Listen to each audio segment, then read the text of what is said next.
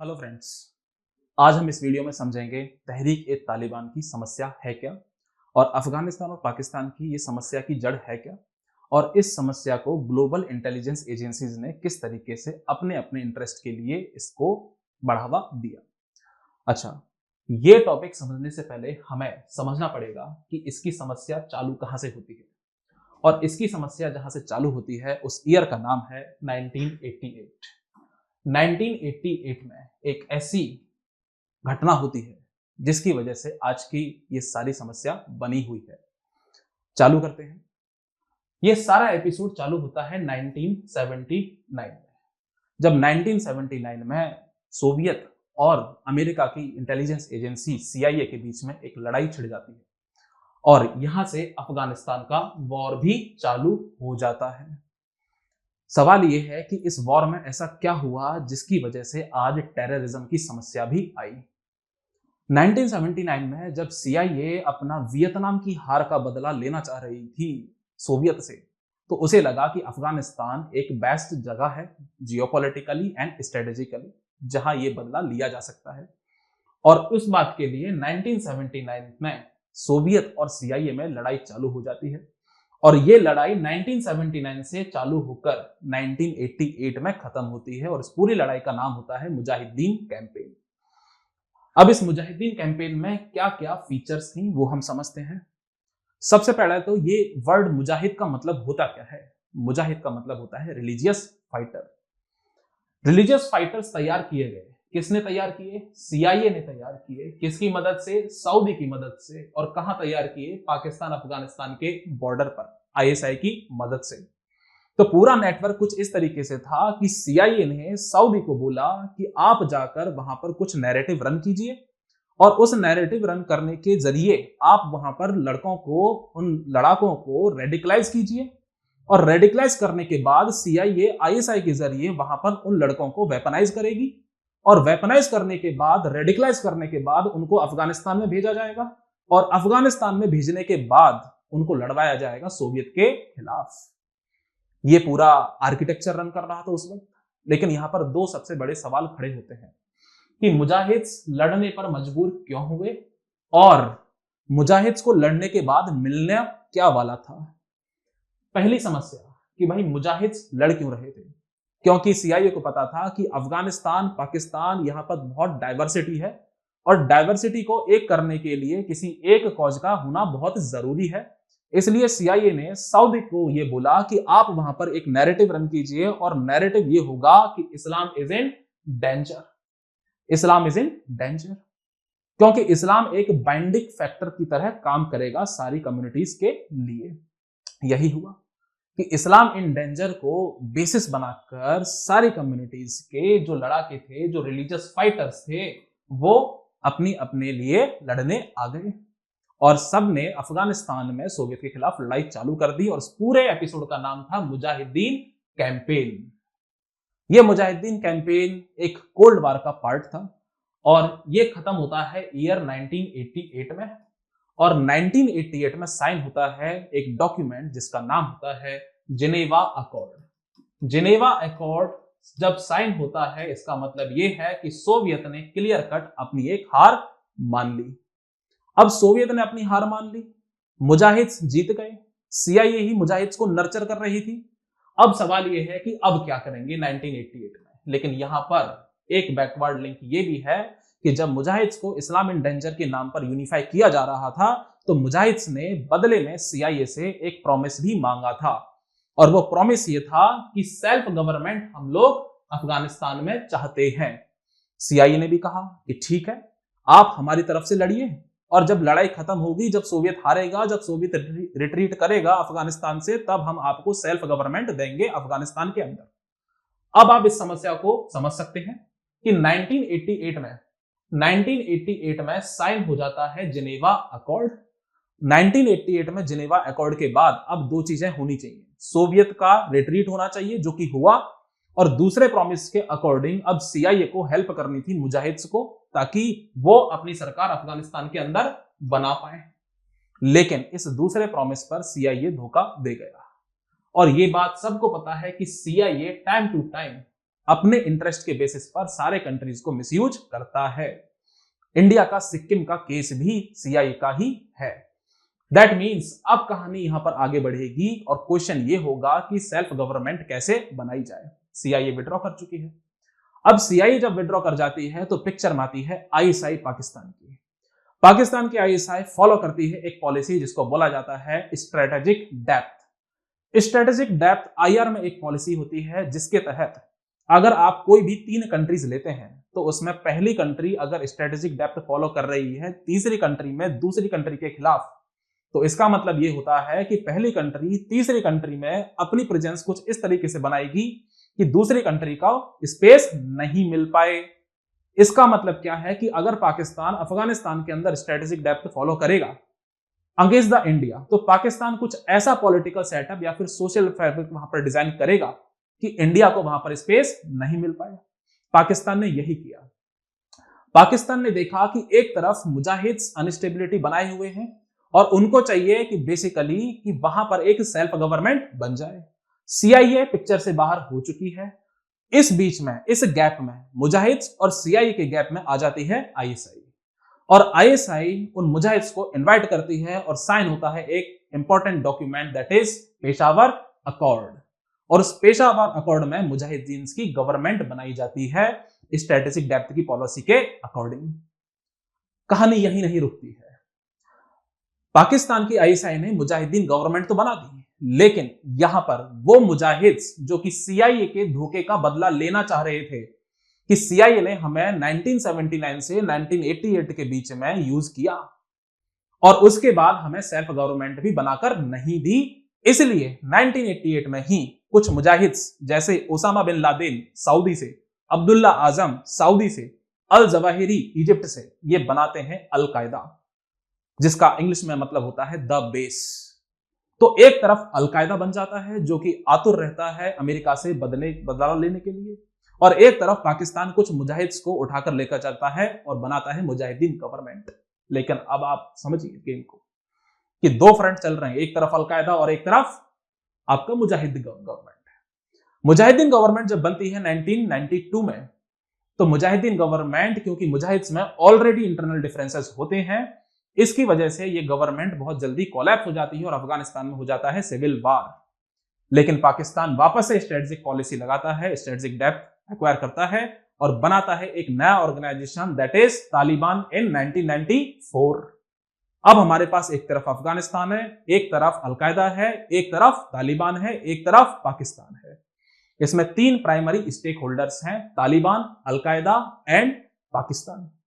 पाकिस्तान तालिबान को नर्चर करके अफगानिस्तान के अंदर लेकर आता है और एक तरफ अल कायदा अपने बदला लेने के लिए चल पड़ता है।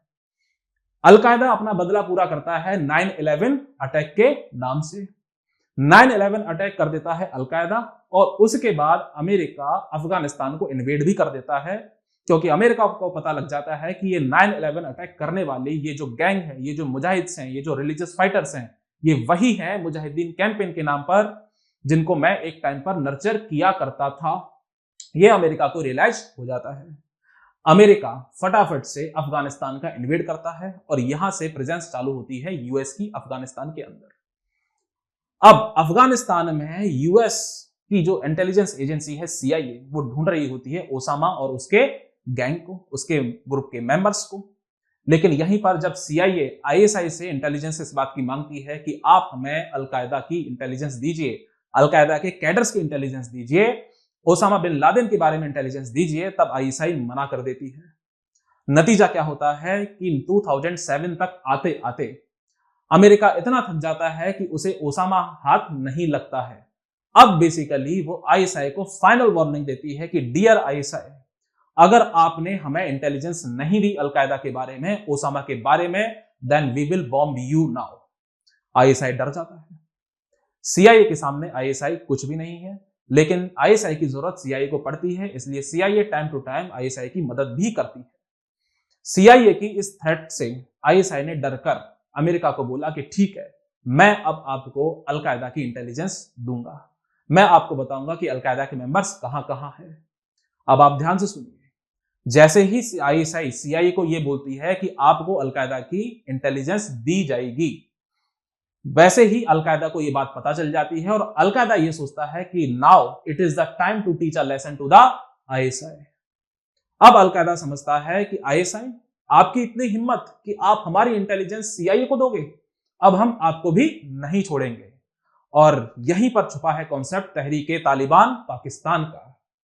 अलकायदा आईएसआई को लेसन सिखाने के लिए, पनिश करने के लिए पाकिस्तान के अंदर एक ऑर्गेनाइजेशन बनाती है जिसका नाम होता है तहरीके तालिबान पाकिस्तान, और उसका नाम रखती है क्या? पाकिस्तान तालिबान।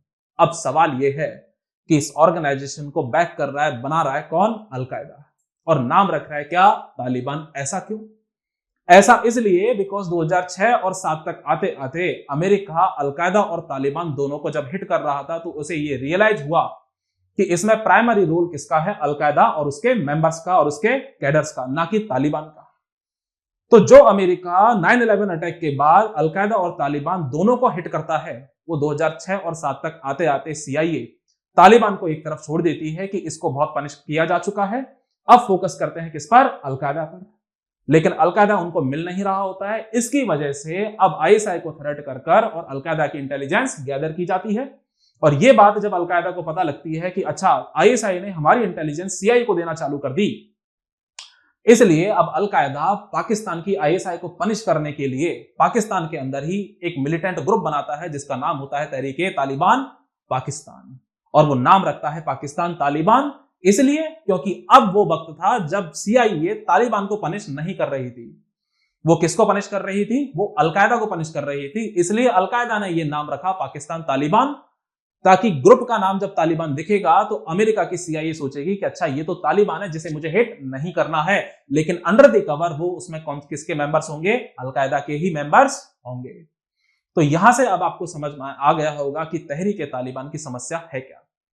तब से लेकर आज तक तहरीके तालिबान पाकिस्तान ये अफगानिस्तान से सपोर्ट लेकर, जिसको शॉर्ट में हम लोग बोलते हैं टीटीपी, ये टीटीपी या फिर पीटी या फिर पाकिस्तान तालिबान अफगानिस्तान से सपोर्ट लेकर पाकिस्तान के एडमिनिस्ट्रेशन को, पाकिस्तान के डीप स्टेट को हिट करता है।